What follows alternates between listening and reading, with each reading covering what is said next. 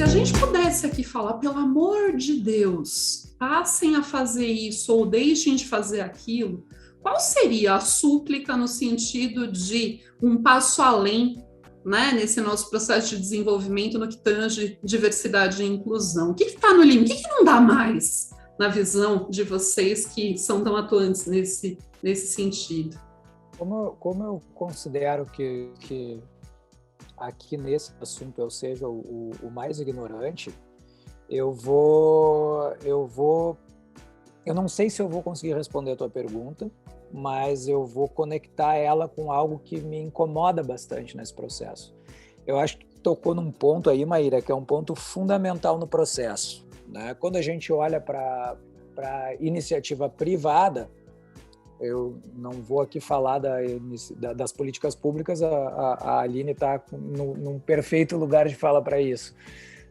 A gente trabalha bastante com a iniciativa privada, naturalmente, com as empresas, e trabalha bastante com a educação nas empresas, né? Eu acho que todos nós aqui, de alguma forma, fazemos isso. No meu caso,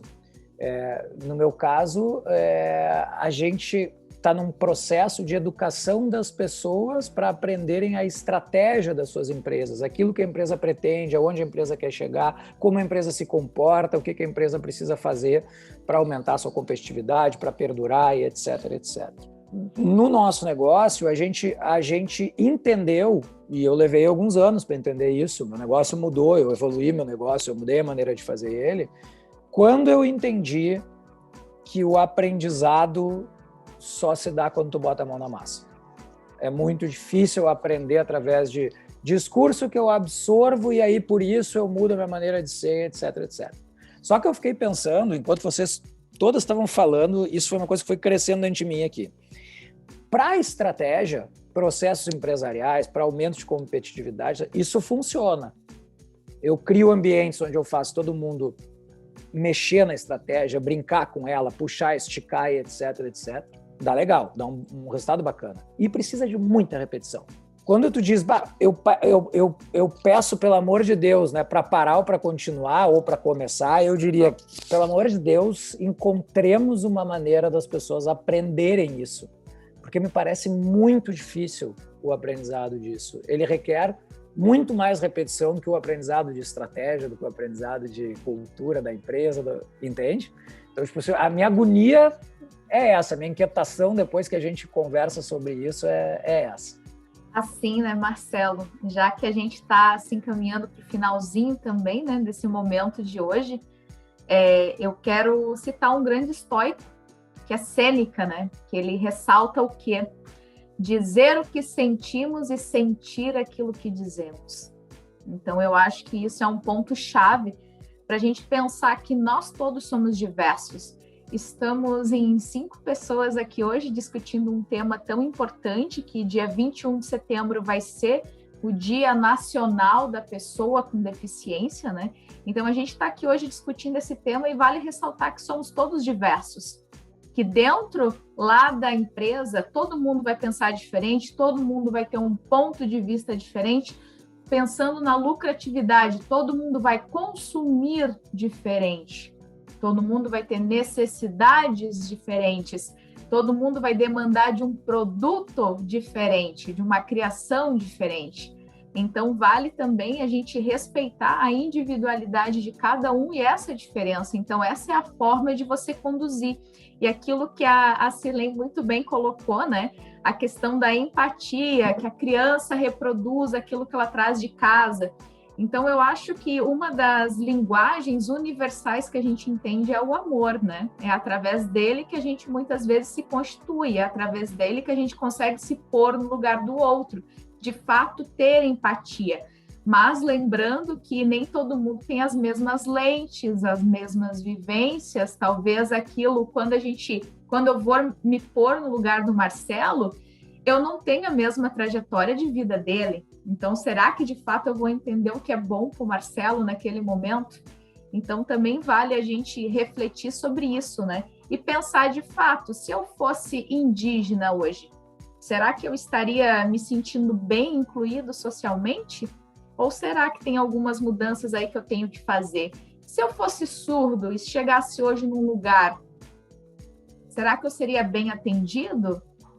Se a resposta for sim, isso significa que não precisa a gente fazer grandes mudanças, né? Mas se a resposta for não, então cabe a gente pensar no nosso próprio egoísmo. O que eu posso fazer e pensar no próximo e deixar um pouco a minha individualidade de lado e sim pensar no coletivo, como a Cirlei também trouxe na sua fala, né? Ai, gente, é um tanto de coisa, eu nem sei por onde começar.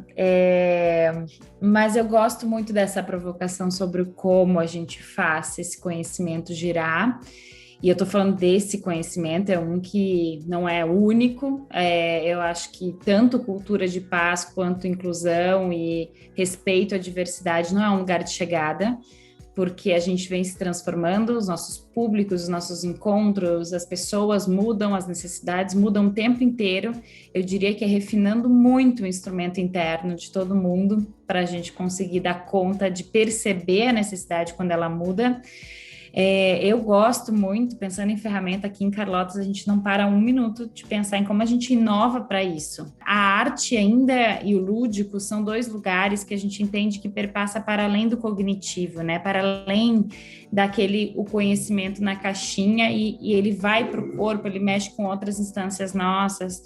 Eu diria que os diálogos provocativos, os diálogos que nos tiram do lugar, né? E o que eu instigo e penso aqui, vamos começar a olhar esse movimento que a Aline falou mesmo, é para além do eu, né?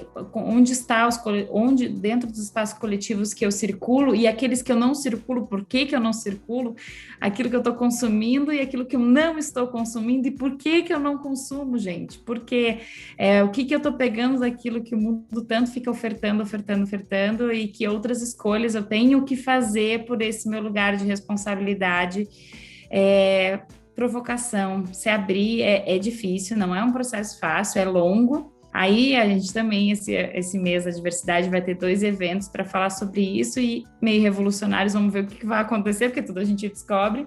Um deles é chamar empresas, parceiras, cases nossos, para que eles contem sobre esse processo de inclusão, processos que deram certo, mas a gente quer que eles contem os processos que deram errado, onde é que eles pisaram na bola também dentro dessa jornada, porque é sobre isso, é para que as outras empresas, ao escutar, falem, opa, a gente não precisa começar do zero, a gente começa com os erros de onde já se foi cometido e agora a gente avança. E para a área educacional, a gente vai chamar pessoas de diferentes atores, diferentes representantes, né? Então, desde a coordenação pedagógica até uma pessoa que tem projetos de inclusão dentro da escola, famílias com estudantes que tenham deficiência, estudantes com deficiência, e todas as frentes falam assim, aonde para um precisa uma oportunidade de um comunicar a necessidade para o outro, e que junto a gente fala assim, nosso objetivo é esse, como que a gente chega lá, frente a tantas inteligências que tem aí, a gente precisa fazer o uso delas. Então, olha só, né? Prática, colocar as coisas na prática, lúdico, para acessar além do cognitivo, arte, que conversa muito com a ludicidade. Que mais tu trouxe aí, né? Tem muitas maneiras de a gente, referências, né? Aprender com erros e acertos dos outros e os seus próprios. Então, tem como estruturar jornadas de um jeito ou de outro para a gente começar a trazer essas grandes transformações e esses novos conhecimentos que para muita gente vai ser novo conhecimento ainda, para o trilho do dia a dia, da rotina e tudo mais, né? Só para tentar fazer alguns caminhos aí, uma estruturadinha na lógica. Então, fiquem à vontade para, inclusive, contribuir com o que eu trouxe.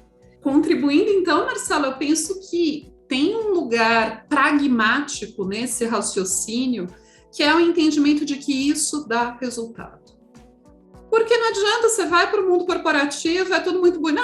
Ludicidade, eu estou com faturamento em queda. Que ludicidade, que arte, gente. Vamos falar real aqui, que é é o primeiro viés que vai ser recebido, é quanto isso me rende. E rende. A gente não propaga, a gente não comunica. Então, o quanto a diversidade é rentável o quanto a inclusão é lucrativa, inclusive. Claro, não vou ter um olhar de curtíssimo prazo, não vou ter uma visão meramente mercantilista nessa abordagem, mas ter esse entendimento que sim, tem alguns cases bizarros, né? Recentemente, não sei se acompanharam o lançamento de um papel higiênico preto. Vocês viram isso na mídia? Porque foi para o ar e saiu imediatamente. A hashtag que essa empresa usou foi Black is Beautiful. Vocês acham que o movimento negro achou legal? É claro que não tinha uma pessoa negra no grupo que pensou essa ideia. Ô, então, Maíra, isso também é também sobre isso. Fala, Marcelo. E o estrutural é também o fato de não ter nenhuma pessoa negra e mesmo assim o negócio ir, né? Tipo, Perfeito. Assim, os brancos que estavam ninguém lá, avisou. Ninguém falou nada, ninguém... A agência não avisou, assim, é aquela história do alface no dente, você precisa ter um amigo para te avisar que tá feio. Para que tá feio, não é o feijãozinho ali que fica grudado. Você precisa ter alguém para apontar. Parecido com esse, uma startup, não sei onde foi na Europa, eu não lembro o país, mas também um lançamento que foi para o ar e saiu com muita rapidez. Meninas, olhem só que ideia maravilhosa, essa vocês devem ter visto. Era uma luva para o descarte de absorventes íntimos. Então, a gente precisa de luva para tirar absorvente íntimo e jogar no lixo. Era uma luva cor-de-rosa, linda. Quem usa isso? Qual a necessidade de um produto como esse? Já inventaram lavar as mãos faz um tempão. Mas um grupo de homens pensou essa solução maravilhosa, sensacional e amplamente desnecessária. Conseguiram dinheiro para investir, mas não conseguiram ninguém para depois subsidiar, manter, sustentar a ideia. Então, é também sobre resultado. Acho que esse olhar um pouco mais diretivo, pragmático, nos ajuda. Mas queria ouvir a Shirley. Pelo amor de Deus, o que a gente precisa parar de fazer ou começar a fazer para ontem, Shirley? Olha, Maíra, ouvindo todos vocês, eu ainda eu tenho quase que como um slogan de vida, viver o amor concreto, como a Aline disse, mas não como uma filosofia, uma coisa lá longe, não, é o acolhimento mesmo. Eu preciso acolher, eu preciso sair do meu lugar de conforto e acolher o outro como o outro é. Eu preciso sair do meu comodismo e sentir o incômodo do outro. Eu vou no mercado aqui perto de casa e aqueles que embalam as nossas compras, a maioria é deficiente auditivo. Eu adoro chegar lá. Eles adoram, eles se sentem amados. Eu falo que eles são bonitos, que eu gosto deles. Eles se sentem o máximo com isso. E eles me reconhecem até quando eu estou na rua e não estou no mercado. Porque, de alguma forma, eu acolhi. Eu vejo um morador de rua na calçada. Eu atravesso para passar do outro lado ou eu sou capaz de passar e falar bom dia, boa tarde? Acho que fica isso. E acolher não porque a sociedade manda, não. Abre a porta do coração, deixa fluir o amor, a sua essência. Todos nós fomos criados na essência pelo amor. Deixa isso fluir e vai acolhendo, vamos fazendo. A gente tem feito tanta diferença nas cooperativas com essa educação corporativa, coletiva, tocando no fundo do coração das pessoas. Por que a gente não pode fazer também dentro de casa, ou melhor, a partir de casa? E a gente vai construindo. Eu tenho muita esperança no mundo melhor. Tenho mesmo, esperança e fé, e acredito. Eu ganhei de presente um livro do Humberto Eco chamado Construir o Inimigo. E o Construir o Inimigo é o primeiro texto, é o texto de abertura. Então, na realidade, eu estou indicando o texto Construir o Inimigo do Humberto Eco, que está nesse livro homônimo, né, de mesmo nome. Esse texto, ele faz um apanhado sobre como a humanidade, ao longo da sua existência, constrói seus inimigos baseado no diferente. Então, aí tem, sem dúvida alguma, um caminho de desconstrução dos inimigos ou do diferente, né, ou desse medo que o diferente causa, que me parece que também pode ser explorado, assim.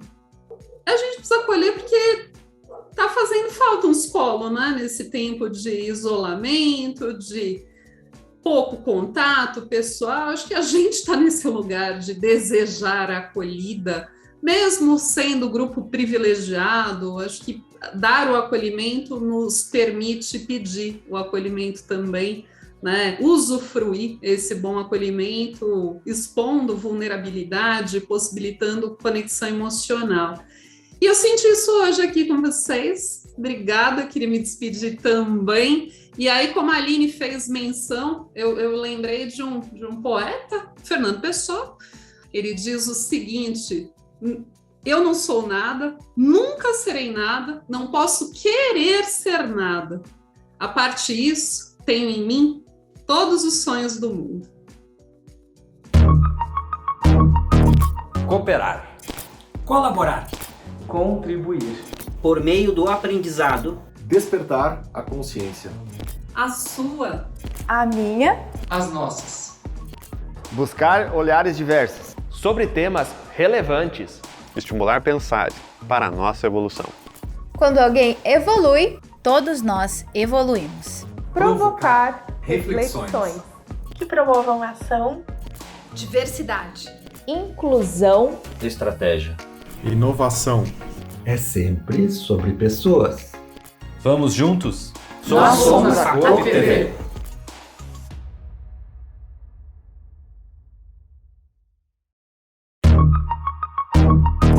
Cooperar. Colaborar. Contribuir. Por meio do aprendizado. Despertar a consciência. A sua. A minha. As nossas. Buscar olhares diversos. Sobre temas relevantes. Estimular pensar para a nossa evolução. Quando alguém evolui, todos nós evoluímos. Provocar reflexões. Que promovam ação, diversidade, inclusão, estratégia, inovação. É sempre sobre pessoas. Vamos juntos? Nós somos a Coop TV.